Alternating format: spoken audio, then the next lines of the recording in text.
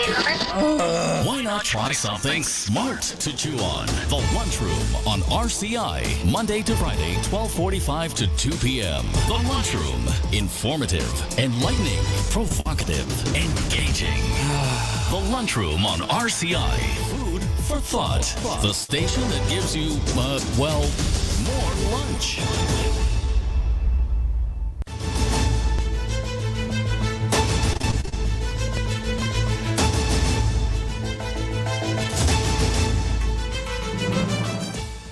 Good afternoon and welcome to the Lunchroom on Radio Caribbean International. It's Tuesday, October the 31st, last day of October in the year 2023, and this is program number 1083 of the Lunchroom.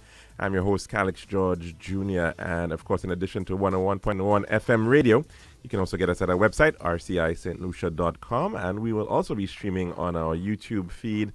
Just search for Radio Caribbean International on YouTube, and of course, be sure to subscribe to that page. Now, if you want to call into the program to tell us what's on your plate today, the number to do so is 452-3046. Again, 452-3046, as well as our WhatsApp number. That is 724-0008. You can call into that WhatsApp number as well as message in if you so choose. And again, that number is 724-0008. Now, some birthday greetings for today. First, going out to Pastor Darrell Sinclair. Happy birthday to you, Darrell, and we're wishing you a fascinating and wonderful birthday celebration. Hope you're enjoying it to the fullest. Hope it's blessed. And as well, sending birthday greetings to Mr. Daniel Faustin. Happy birthday to you, sir. And we hope you're having a fantastic birthday celebration. Also celebrating his birthday today is Mr. Chad Fletcher. Happy birthday to you, and we hope that you're having a splendid and wonderful birthday, as well as Miss Merica Ferdinand. Happy birthday to you, and we're wishing you an absolutely fantastic birthday as well. And in fact, you'll be celebrating your birthdays with the director, the film director of Lord of the Rings. He was New Zealand born Peter Jackson, as well as would have been the birthday of Chiang Kai-shek, the Chinese nationalist leader of the Kuomintang, the KMT, and the individual who effectively brought across, took Taiwan and held that island until 1975, founding or maintaining the Republic of China on Taiwan. Now, in the year 1517, in a bit of history of the day, Martin Luther sent his 95 theses to the Archbishop of Mainz, and that precipitated the Protestant Reformation. 1541 on this day, Michelangelo finished painting The Last Judgment in the Sistine Chapel in the Vatican. In the year 1917, during World War I, during the Battle of Beersheba in southern Palestine, saw the last successful cavalry charge in history, and it was actually performed by the 4th Australian Light Horse Regiment. 1918, on this day, the Spanish flu killed nearly 21,000 people in the United States in a single week.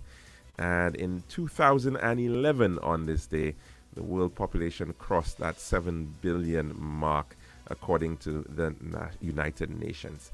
And we're going to be speaking about quite a bit of history and the importance of memory and the importance of the St. Lucia National Archives Authority. They are celebrating their 30th anniversary this year, and we're going to be speaking with them for the rest of the program about the importance of archives. And we're moving on now to our dish of the day.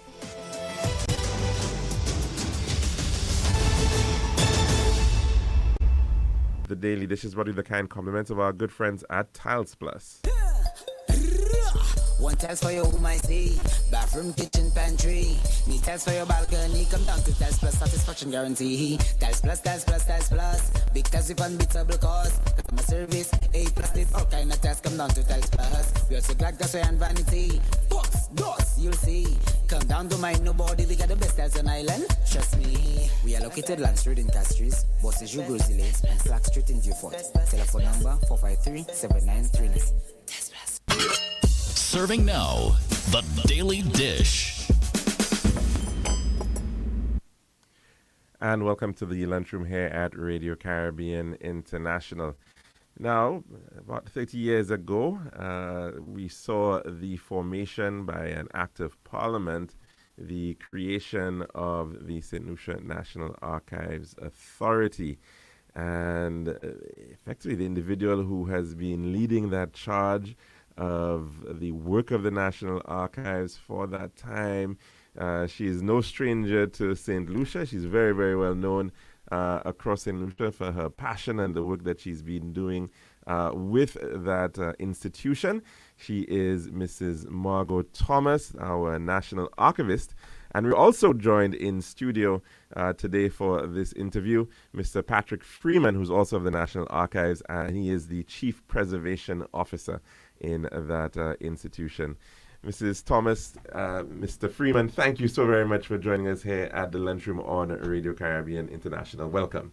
Thank you very much. Merci. Thank you very much. Well, yes, because we're still in Creole Heritage Month. So, yes. and now, Mrs. Thomas, I want to start with the period BA, before the archives. Mm-hmm. What existed? How were St. Lucia's records being kept, preserved, protected? What was the state of play in terms of our national memory before the establishment of the St. Lucia National Archives? Oh, Calix, thank you so much for having me, and it is a pleasure being here. Before the establishment of the National Archives by its Act of Parliament, we, of course, we were ruled by the British from 1814 when we were ceded to the British, because, there was always the seesaw between the French and the English for St. Lucia. And our records were what we call colonial records. However, in 1975, January 1975, the Archaeological and Historical Society was named Preserver of Records by a cabinet conclusion.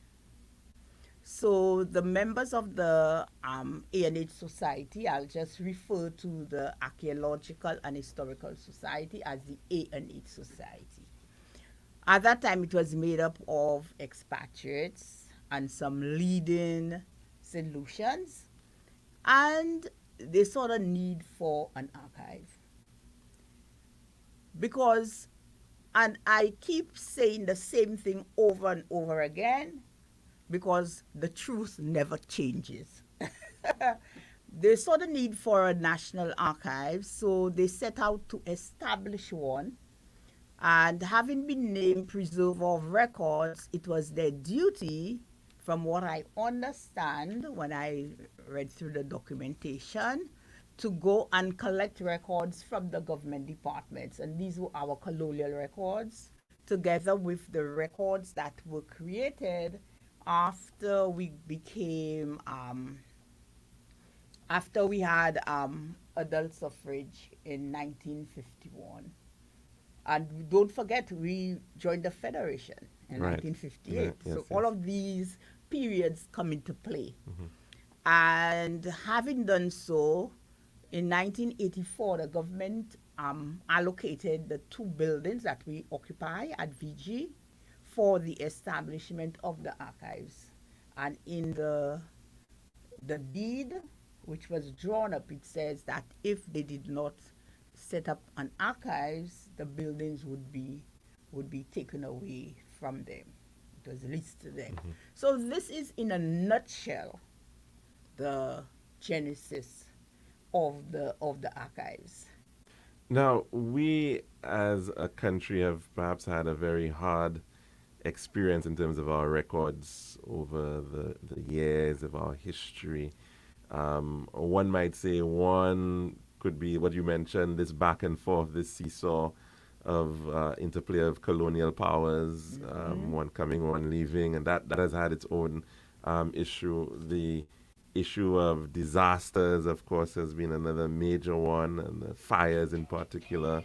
But as well, a lack of appreciation, one might also say, a lack of awareness of of ourselves may have also led to a depletion of our records. Yes, because when we look at what transpired going back into history with this back and forth, when the French left, they would burn. When the English left, they would burn. So you find that a lot of our historical records were lost. And of course, our fires of 1927 and 1948 particularly, because these are within the memory of people who are still alive. Yes, so our records, but the good thing about it, Calix, is that the British were very good record keepers, and copies of our records were lodged at the National Archive in Kew, Sussex. So we still have, what should I say, access to our records. You mentioned the slave records, and there was the book that I wrote on slavery, and I was able to get the primary source material from the National Archives in Kew. And I think the French, too, seem to have kept very good records as well. But that issue, of course, of the language barrier, that is still something that, of course, up to today, you at the National Archives has to battle with on a daily basis. Yeah, because many of our records are written in French, and not just French, the old French, you know, and we also have the old English too, you know, so we have to be very astute, and we have to recognize that changes have taken place in the languages. So it is a battle, but we cope. Wonderful, wonderful. Now, as you said, established since 1993, you've been resident at VG since that period of time in these colonial buildings from the 1890s or thereabouts. You must have quite a lot of challenges that you've overcome over the years. Speak to some of those, please. Now, Patrick is there with us. I know. We'll talk about that. We're going to get Patrick We in there. have challenges because remember, the buildings are old buildings, over a century old. That's and just the maintenance alone. Just the maintenance alone, the physical infrastructure of the buildings would not be up to the codes and standards for modern buildings, and mold is a perennial problem throughout the country. We have mold, and these buildings, there are some good things about them with the thick walls and so on, but there are some negative vibes about the buildings. But I'll let Patrick talk about the whole preservation aspect of the buildings. Yeah, well, indeed. And Patrick, you've been a part of the St. Lucia National Archives for some time. Tell us a little bit about your journey. How did you get interested in and become part of the archives before we actually talk about the issue of preservation? Well, thank you for having me here. It was purely by accident that I got to know about the opening at the National Archives. It was a Saturday. I was called to an interview with the person that was in charge at the time was a VSO person called Gervais Vaz. And she interviewed me and told me come to work the Monday. And I came to work the Monday in an ad hoc manner, just come to work, no literature, nothing. It was Margot who did a retroactive letter stating when I started working, but it started all in an ad hoc manner. When I went, there was only boxes and dust, and only two of us, two employees and the VSO personnel, and we had to do a lot of cleaning and reboxing and listing. That took years to happen. But at that time, we were under the Archaeological and Historical Society because the archives had not been established by law then. So we had a lot of big commercial boxes full with records. The good thing is that they kept the records as per the ministry. Right. That was a good thing. They didn't interfere with the provenance that much. But we had a lot of listing and dust, a lot of dust. When I was walking in the basement, you would see my footprints, Wow. accumulation of dust. Right. But if you come there now, and since we'll be having our open day on Thursday, you would see a massive difference in the way we care and take care of the records. Now, the issue of the records themselves, you're dealing with old documents, as Mrs. Thomas just mentioned. The matter of mold is a big issue, or mildew. It's the environment that you keep it in, of course, matters quite a lot of that. And you've spoken about the issue of the dust. I mean, it can be a health and safety issue, even working in some of these with some of these documents, and they're so fragile.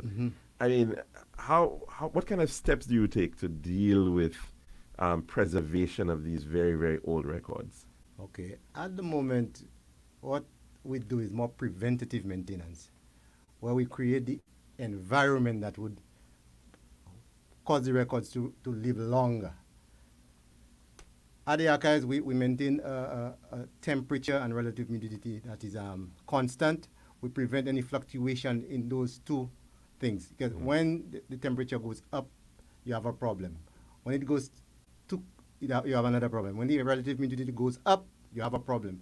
So what we do, we create that environment to ensure that the records remain in a stabilized atmosphere.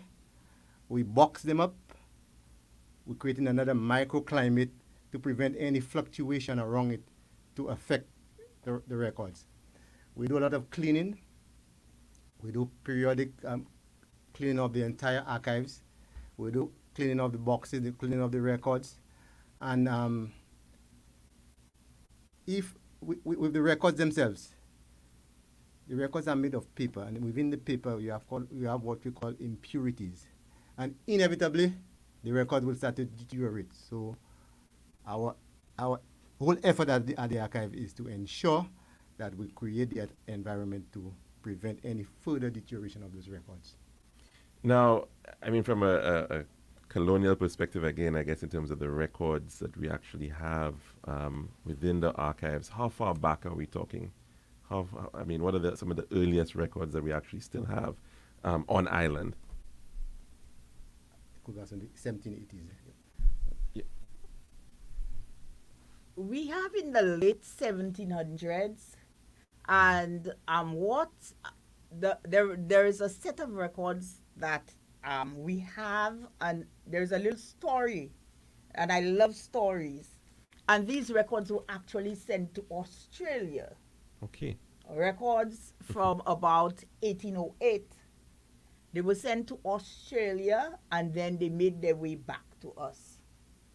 And this has happened periodically, where our records find themselves in, I'll say, strange lands. Because somebody brought me records from Canada that a particular individual had gone with and had taken to him so he could conserve them. And these were important records, church records. And he said he was about to go on retirement, and he didn't want to leave them at the university where he was working as the conservator. So he was on a cruise, and he actually came to VG and he brought me those records. So people are aware of the importance of records, and they do their best to keep the provenance and to send them back to the countries of origin if they know about archives and good records management. And I must say thanks to those individuals. So we have those records at the archives. And the records that go back to the colonial era, when you look at the paper on which the writing took place, these papers are so durable, and they are so intact. because they were what we call rag paper.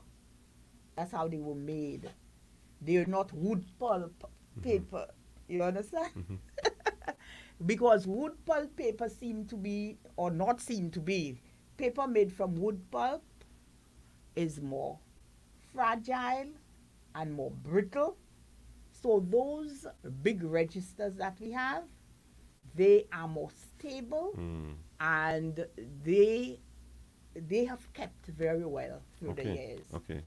It's interesting that, sometimes the further back in time you go, there seems to be a greater appreciation of durability. They wanted things to last. I think back to like the Sumerians and the use of these cuneiform tablets, and they wanted these things, or they etching it in stone to keep that record. But today, we seem to be going more and more into a state where things are not meant to really last very long at any one time. So, of course, I suppose what you're almost saying is that the challenge is the more recent records sometimes pose an even more difficult issue than the older ones sometimes. Especially like, okay, now people will say newspapers are not really primary source material and so on, but they are a good source of information. So you find we keep the newspapers, but the newspapers are a challenge because they are cheap wood pulp paper. Right. And they're very acidic, so they tend to crumple up. If you look at some of our newspapers, like we're looking at the Ravine Poisson disaster for a documentary that we're working on, and to see the state of the voice when we try to turn the pages. It's from 1938. November 1938, and the pages are just crumbling, so we cannot even really use them. That is why our newspapers, we had them on microfilm. And people will say, but why are you still using microfilm? That's old technology. But some of the old technology is better than the new technology, because the old technology like microfilm and microfiche can last, and it has been proved, between 400 and 500 years. But when we look at, because we must talk on the cutting edge technology and digitizing and so on, when you look at how digitizing takes place, it's just like we are chasing our tails, because things become obsolete so quickly. Right.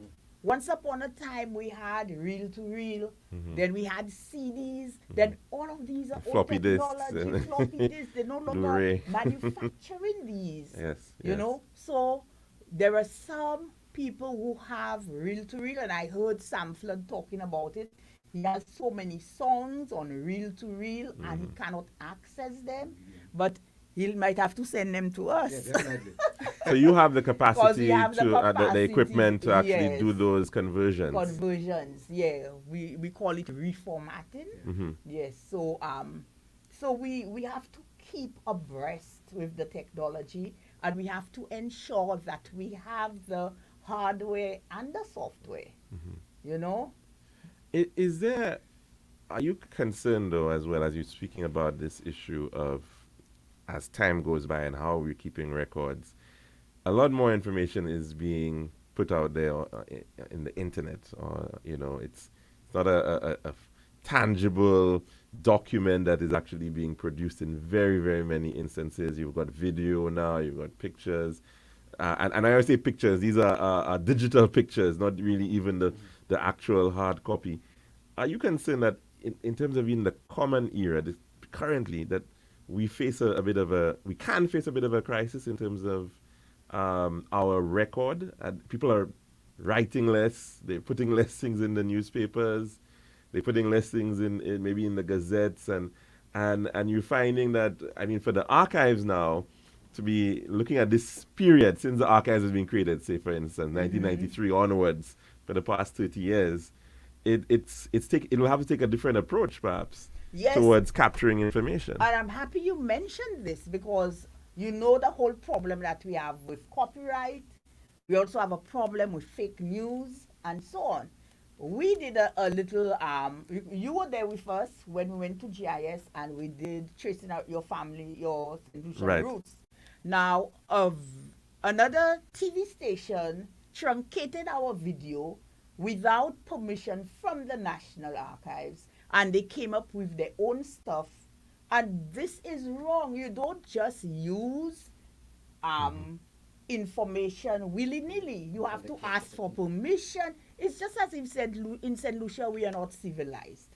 You have to ask for permission. You cannot just take somebody else's work and pass it off as yours, you know. And this is a problem that we have in St. Lucia. So media people need to know the rules of the game, you know.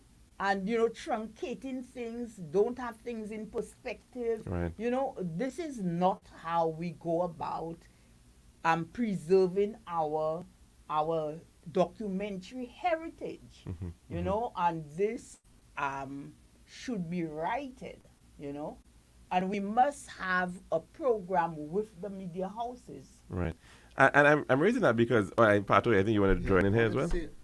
Another problem we have when we have this type of records that are being created right now is the issue of authenticity. Because the digital copies are easily altered. So many of those things are being created without a proper electronic record keeping system to ensure that the authenticity of those records remain.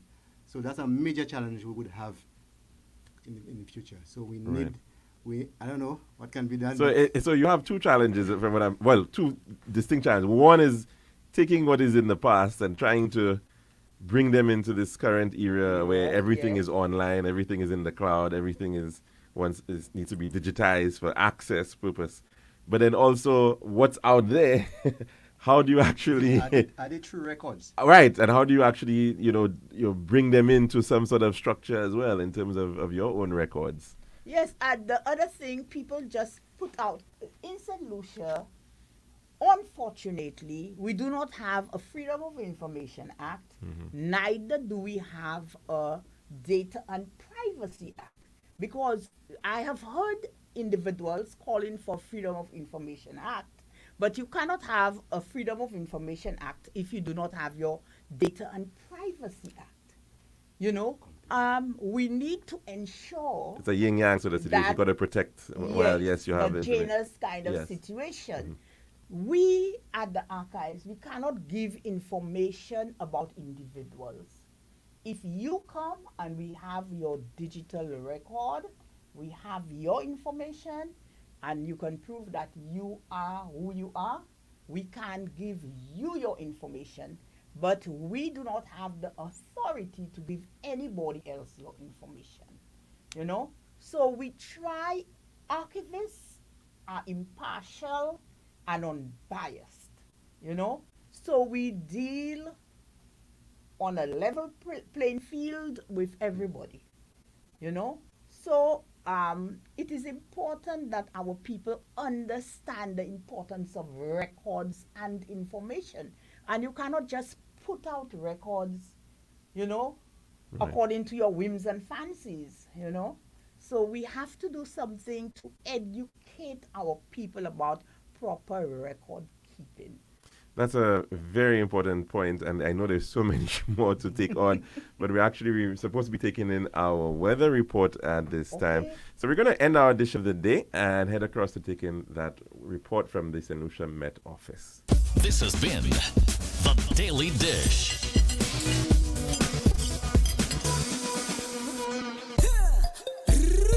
One tiles for your home, I see. Bathroom, kitchen, pantry. Need tiles for your balcony. Come down to Tiles Plus satisfaction guarantee. Tiles Plus, Tiles Plus, Tiles Plus. Big tiles with unbeatable cost. Customer service, A+. There's all kind of tiles. Come down to Tiles Plus. We also glass, gasway, and vanity. Box, doors, you'll see. Come down to mind nobody. We got the best tiles on island. Trust me. We are located Land Street in Castries. Bosses, you Lake, and Slack Street in Beaufort. Telephone number 453-7939. Tiles Plus.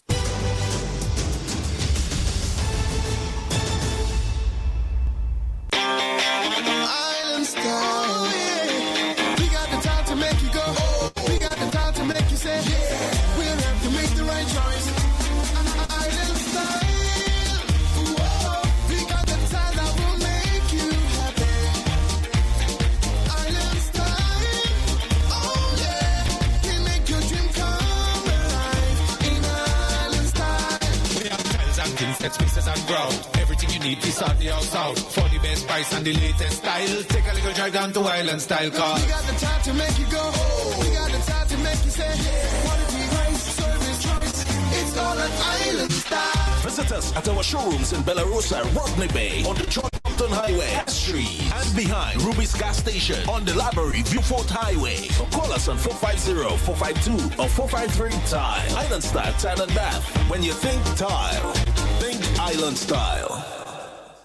Hurricane season can be unpredictable, but your business doesn't have to be. In the face of adversity, you need a partner that goes above and beyond. Choose the path of resilience and certainty with C&W Business. Through disaster recovery as a strategy solution, C&W Business will safeguard your critical data, maintain seamless communication channels, and help you bounce back faster than ever before. Visit our website, cwcbusiness.com/myopenbusiness to learn more. Remember, a safe business is an open business. This is Radio Caribbean International. It's now time for the weather news. And also, of course, on 1.1, it's now time for your weather report as of 12 noon today, presented by Island Style, Tile and Bath, and Flow. The forecast for St. Lucia valid for the next 24 hours. Winds will be blowing from the east near 14 miles per hour or 22 kilometers per hour. The weather fair to partly cloudy skies with a few brief showers. The forecast for the Los Angeles, fair skies becoming cloudy at times with a few showers.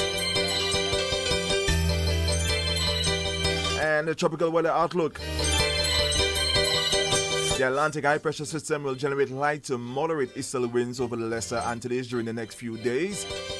A drier and more stable atmosphere will result in fair skies, occasionally becoming cloudy with a few showers across the region during the forecast period. A surface trough located over the western tropical Atlantic is drifting slowly westward. This system is expected to affect our region from late tomorrow. And this was your weather report as of 12 noon today, presented by Island Style, Tile and Bath, and Flow. This has been RCI's Weather News. For more information, call the Weather Hotline at 454-3452. RCI 101 number 1.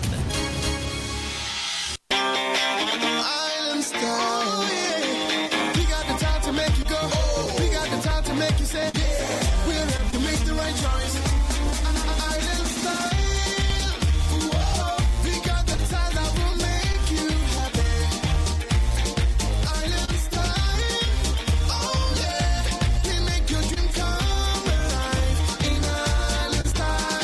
We have tiles and things, set spaces and ground. Everything you need is on the house out. For the best price and the latest style. Take a little drive down to Island Style Car. We got the time to make you go. We got the time to make you say, quality, price, service, choice. It's all an Island Style. Visit us at our showrooms in Belarus, Rodney Bay, on the John Compton Highway, S Street, and behind Ruby's gas station on the Library Viewfort Highway. Or call us on 450-452 or 453-TILE. Island Style, Tile and Bath. When you think tile, think Island Style. Hurricane season can be unpredictable, but your business doesn't have to be. In the face of adversity, you need a partner that goes above and beyond. Choose the path of resilience and certainty with C&W Business. Through disaster recovery as a strategy solution, C&W Business will safeguard your critical data, maintain seamless communication channels, and help you bounce back faster than ever before. Visit our website, cwcbusiness.com/myopenbusiness to learn more. Remember, a safe business is an open business.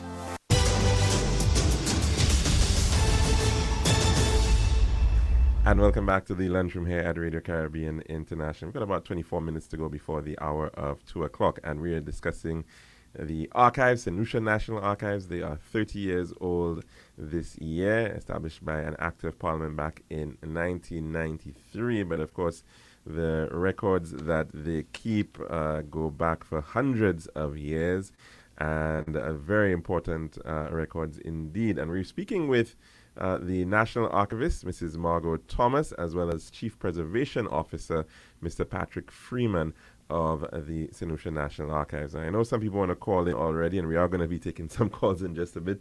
But Margot, there's still so much that we have to cover in terms of the work of the archives. Give us a sense as to, we're talking about archives, but give us a sense as to what types of records exist in the archives? The records that we have are in various formats. And we have our paper-based records, of course, maps and plans and photographs. The bulk of our records are government records. And as archivists, we arrange them according to the provenance, where they come from. So our records are arranged according to the ministries from which they emanated and the departments. We also have what we call private records. Private records come from our citizens, from organizations, and we deal also with audiovisual records, with computer-based records. We have microfilm and microfiche. The microfilm sometimes poses a problem because they tend to get what we call vinegar syndrome. So this is where Patrick comes in. They have to be cleaned, and we have to make sure that our archives, cleanliness is the number one tenet for archives. We don't want dust, so we have to be vacuuming, and we have to make sure that we have our environmental controls, temperature, relative humidity, and so on. And now what we have been doing, we have been saving our records to the cloud. You know, so we need money, and I'm saying it publicly. Mm-hmm. If we have to continue doing what we do, and we make sure that we operate our archives according to international standards, we need the financial resources to do so. Right now, we have been trying to digitize our records. And I will say thank you to the Mexican Embassy.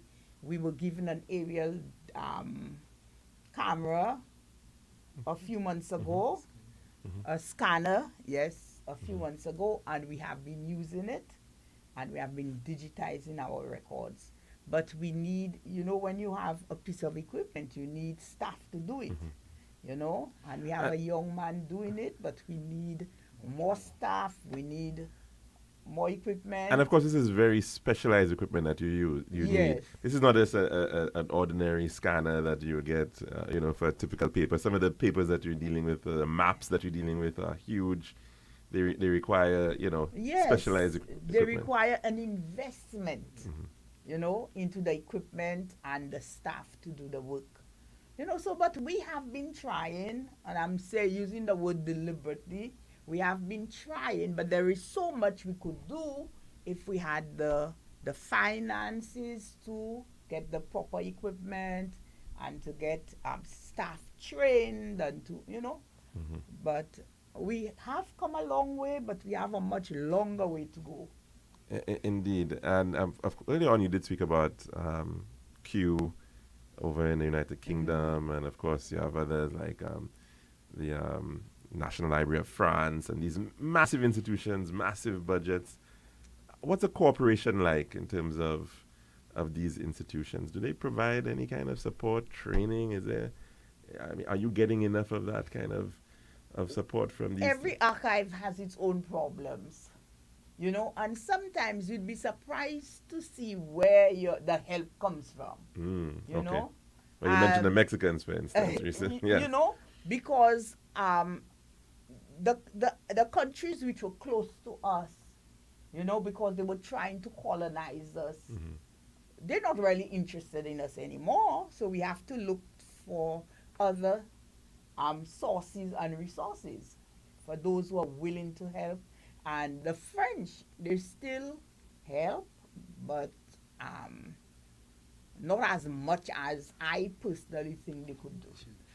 Right. Now, of course, people are going to be asking, I mean, these old records, man. What's the relevance of that, Pato? Was it, I mean, why should I care about these things in boxes? And I mean, how does that impact me as an individual? I mean, what do you say to people like that who have that concern that there's really no direct value from a national archive? There's the old adage this old adage. If you don't know your past, you're bound to you're doomed to repeat The mistakes of the past. Yeah. So the records are very, very important. As you are well aware, our memories can fail us, and without the records, how would you be able to remember some of the things that happened long before? So these records are very important in capturing the historical patrimony of the country, historical patrimony of people. And that's the only way. Without those records, all those information would have been lost. And I'm going to play the Creole for the benefits of persons, your Creole listeners. Archives, c'est un bagage qui très important. Côté, les mêmes cervelles nous pas changer ça qui était fait avant. Nous ça aller lire document, il y réfléchir ça qui était passé en temps ancien. So, il est important que le gouvernement et tout le monde puissent en attirer dans National Archives là, parce que sans information ou pas exister manière supposé exister. Si tu fais un tiller en temps qui passé, et tu pas documenter ça. Ou peut ni cause qu'a vie répéter même problème ça. So pas aller ni devant ni derrière. So il est important que moun réaliser que records c'est un bagage qui est important, to document qui est important.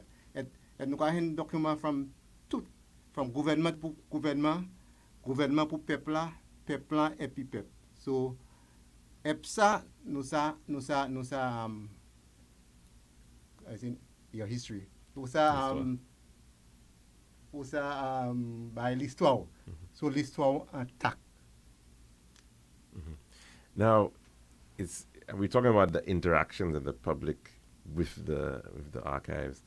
Is it fair to say that the people who go into most of the archives is about looking at land? Is land really one of the biggest reasons people interact with the archives, looking for land documents? Well, land documents, of course, would be important because there is a monetary value to land. Okay, right. You know, but I must say that historians use our archives.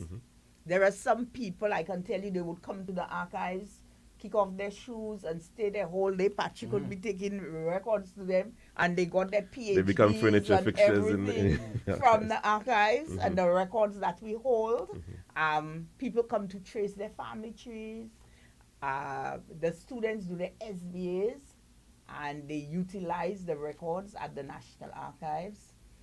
People from overseas, because I had a particular individual sending me all these emails because he heard that his family had land in St. Lucia and going back to the whole land aspect of it. Right. And he wanted to know how he could, come and see what we have and so on. So a variety of people use the records, and what we have tried to do through the years is to establish like our sports archive, because this I think is important, our entertainment and recording artist archives, and our tourism archives, because all of these are important. In the bigger countries, the archivists specialize. Just as like you have a doctor, he's a general practitioner, somebody else is a pediatrician and so on. With us as archivists, you might have a digital archivist, you might have an archivist who is agricultural, because that's another thing we have to talk about, our intangible heritage and how you preserve it, our songs, our stories, and talking about the agriculture, that's so important, because the archivists, they preserve all the seeds of the country, I'm not even sure if we're doing that, but that is important Right. because you know what Monsanto have been doing for the years, and now they having fruits and vegetables that have no seeds. Yes. So that they can keep on selling seeds to farmers. You know, so we have to, the conversation has to be much broader. Right. You know? And you certainly are speaking to other institutions that are sort of aligned to the work of the archive, like, let's say, botanical stations Yes. and well, zoological stations, I suppose, and what have you. So really, really important. It's really and how it's very much integrated. Mr. Freeman, you wanted to say something? Yes. What Mr. Thomas was saying, the creators of the records also visit the archives to use their own records. So it makes accessing the records more easy for them. So the government ministries call us for records, their own records, you know. Okay. The different departments call Right, that. Yeah. right. So that's another aspect of the National Archives that is important to good governance. So it expedites decision making. How long are records held by the ministry before they remit them to you? They pass them on to you? Supposed to be 25 years. 25 years. Yeah. Okay. But According to the act. According to the act. But Take with- them in earlier. earlier. Because you know some records by virtue of when they created, you know they are archived Archival. automatically. Okay. So if they are pressed for space, Right. they use us as a record center also, you know. Now, that's a very good point that you're opening up. I mean, it's maybe a Pandora's box. The issue of space. Records require a lot of space. How is that going? I mean, you mentioned the two buildings. I mean, those buildings are not that large. We need a purpose-built archive. Please, government. And a record I've center. been pleading for that. A purpose-built archive and a record center to house government records. You know? I mean, we've seen some of the government ministries set up containers, literally, or they've rented buildings, different temporary locations all over the place to try to hold records. A lot of times, not in very good environments. It is a little worrying. Have we lost even of late a lot of records? We need a Massey mega thing, and we allocate space to each ministry.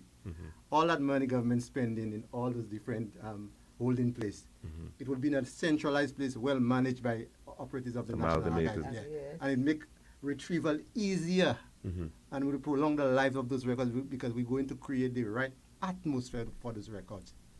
Now, I realize we're already, some people are already trying to call in, of course. We only have about 11 minutes Oh, yes, to go. But the number to call in is 452-3046. Again, 452-3046. And you can also send your messages onto our Facebook page. I think we have a call coming in on our main line, so we take that one first. Good afternoon. Welcome to the lunchroom. And what's on your plate today? How are you doing, caller?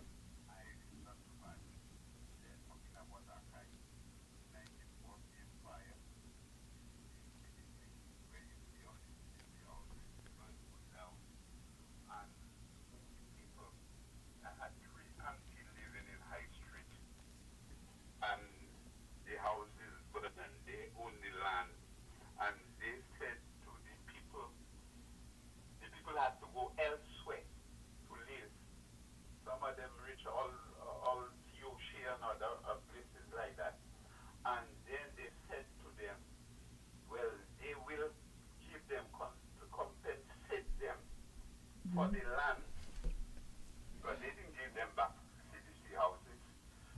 And but they have to go to in the archive to find out who owned land and who didn't own land. And they never get nothing in the archive to say who owned land and who didn't own land. And the people never get not a halfpenny. So if we had the archive, so what happened to the land papers that was holding in the archive in 1948? Good afternoon. Okay, thanks very much, caller.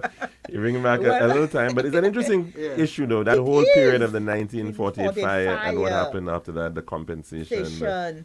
the Yes, reconstruction because fund. to get compensation, you have to prove ownership. Yes. And the And- records were not as good then, were they? No, I mean, we but didn't have LRTP. There anything. there is an important point I'd like to make. Sometimes people come to us and they say that they're sent to the archives because the archives holds particular records. And I must tell you, Calix, we do not have those records. Unless records are sent to us and they are accessioned and we have a note of them and we can trace them, we do not have them. So this is a problem. And especially the 1948 fire, many records were burnt. Right. You know? Right. So The unfortunately, ministries, they a lot of the didn't ministries, once come to they us. use the archive as a scapegoat. They never send records to us, but they expect us to have the records. and they deflect a lot of people by telling them, go to the archives. In the hope that there may be something there. And we do not have records from that particular ministry or department. But then sometimes even the records may not even be directly where you think they may be too. I'm wondering too, like this gentleman is mentioning land. Sometimes you may have to check maybe like the tax registers or even the name they put the in names that they're putting may not be the people's names. May not be what's on the document. Right. So it really does require a certain level of sleuthing and you have development to of your things out. Right, of course. Now, you mentioned as well, and of course, we've seen a lot of people going to the archives for the matter of tracing their family trees, their history. Speak to that a little bit. I mean, how has that been going? Are there some very interesting stories coming out of the information that's held in the archives? The information that we hold, we make use of. And when people come to trace their family trees, they need to come with something. There are some people who come to us with absolutely nothing, and they expect us to perform miracles. Do you know, Calix, I was at home a Sunday and somebody was calling me. He wanted information about all the men in Denier Riviere, Patrick, your place. Wow, okay. And he gave me the dates, precise dates, between 1885 and 1905. That's a big ask, clearly. But just hold that point for just a minute so we can take a call. Good afternoon and welcome to the lunchroom. What's on your plate today? Yes, good afternoon. I was just wondering if the archives in the collection, would they have old electronic technology, for example, the gramophone, radio cassette players, boom boxes, old cell phones, or would that be something that you more find in a museum? Yes. Patrick, you want to answer that one? Yes. Interesting question. We'll more find those things in a museum. However, we have some of the audio-visual cassettes and reel-to-reel pneumatic tips. But the actual equipment to play those things, we do not have them at the archives. But there should be you might find probably an old telephone with the Archaeological and Historical Society. Now, it's interesting that question is being asked because the archives, although it is not a museum, you have almost taken up to a certain degree some level of responsibility in terms of museology and keeping of artifacts. I don't know if you want to speak to that a little bit. Yes, St. Lucia is a very small island. It's land space. We're only 248 square miles. We have sister heritage organizations that we work with. For example, when we look at the Folk Research Center, we were working very closely with the Folk Research Center. And it is a very good thing that they were having a spate of robberies at the Folk Research Center, and they asked us whether we could hold some of their pneumatic tapes and other reel-to-reel tapes and some 33 and a third the thing you put LP player, okay. right? So Okay. we have some of their stuff, and it's a good thing we have those and some photographs and so on because the fire the 2018 happened. fire happened, yes. You know, yes. so we work with the heritage organizations, and I'm happy the caller asked that question because it comes to the whole, because it talks to the whole thing about networking, and also backups. you must back up your information and have your tapes and your other things in different locations. So if something happens in one area, in one place, you could have copies somewhere else. And of course, we've heard some sad stories over the years in terms of some of these institutions, national institutions. I mean, Patrick, you're talking about some of the ministries, but even institutions like Radio St. Lucia and their own archives, and the risks and the problems that have been faced there as those archives have gone. So, I mean, even buildings, institutions like GIS, I suppose, as well, and how they are backing up their information. There has to be some partnership there as well. Yes, because I can remember about maybe 4 years ago, when the principal information officer of GIS came on national TV and said that somebody put a corrosive substance in the in something, you know. I think there was a robbery as well, wasn't there, at one point? The GIS, yeah. So we have to look at those things, and backing up is important. And you ask about the part that we play. So sometimes you find that we actually, should I say, put on display and save some of the old artifacts. When the children come to the archives, when we give them talks, it's good to have these three-dimensional objects to really make our points. So we do have some old artifacts to help us in our historical forays. And some artwork as well, your yes, national we gallery. have our national gallery. So we have lots of artwork, because the architects of our nation, many times we forget and we rewrite history. So we try to keep the history as precise as possible. So we have lots of paintings so we know exactly Sir Dunstan is the one who designed our flag. So we have his portrait and so on. We have another call coming in. Let's just try to squeeze in at least one more before we try to do a wrap-up. Good afternoon. Welcome to the Lunchroom. What's on your plate today? Good afternoon, caller. I was searching for the records of my great-grandmother. I believe she came from the Mornier area. Mornier, okay. Yeah, that her name was Angeline. She migrated to French Guiana and she died in French Guiana. I know my grandmother was born in 1888. But if I have to get the records of my great-grandmother, must I have a date of birth or just her name? I'm listening on that. Okay, thanks very much for that question, caller. It's very specific in terms of how you can go. But you see, the more information we have, the better it is for us to help you trace your family tree. So if you have her date of birth, so we have the year. Well, he has his grandmother's date of birth, I think he said. He has the year, 1888. Yes. Yeah.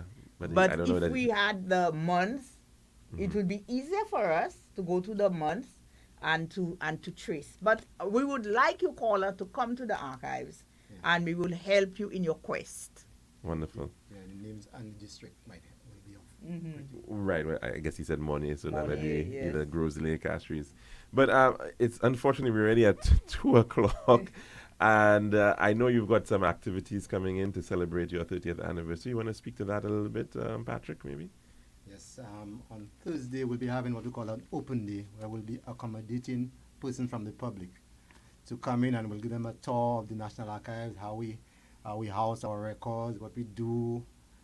In terms of the genealogy, we will take them to the genealogical department, the library department, and give them a sneak preview into what we do at the National Archives. But you have to call in because we have limited space. So it's on a first come, first serve basis. Okay. So basically that's what we'll be doing on Thursday. And there are other activities which we go into. And what's the number to call in? 4521654. Wonderful. And go ahead, you were saying some of the others? Yeah, we have other activities coming up Because every month, because since it is for the year, the 40th anniversary up until next year, October, we'll be having an activity every month to get the public involved, and so we can make the archives more known to the public. Because we need to develop what we call a Friends of the Archives. So we need persons to come on board to help, promote the archives and make the archives what it's supposed to be, an important institution for the citizenry of St. Lucia, and to help the government in terms of governance. Wonderful. And Mrs. Thomas, any parting words from you before yes. we end the program? When we had a church service at La Clary, and Pava was our celebrant. He's a member of our board, and we had a wonderful time. And I gave a few opening remarks, and one of the things I said is that your National Archives is the memory of your nation. If you do not have a National Archives, you are floundering in the throes of amnesia. So our National Archives helps to keep our records alive. And not only keep it alive, we give you the right information. We do not, because as archivists, the first things we learn when we go to archive school, you do not change the record. And I notice this is what people are doing. They're changing the record. The record must remain stable. You do not change the record. And at the National Archives, we ensure that we keep the record static.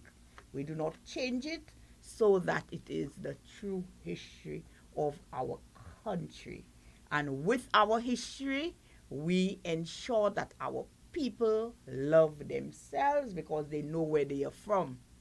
Wonderful indeed. Thank you so very much. In fact, just 2 days ago, I was looking through my own little archive, and I found 1997, 1998 history quiz participation. Oh. And that was an event put on, of course, by the St. Lucia National Archives. Yes. I know that hopefully, I'm not sure if it's still going on, but it was certainly a wonderful way of interacting with students, of interacting with the education system, and impacting the teaching of local history. Yes. Certainly. So the archives has been doing such wonderful work over the past 30 years, so commendations to them.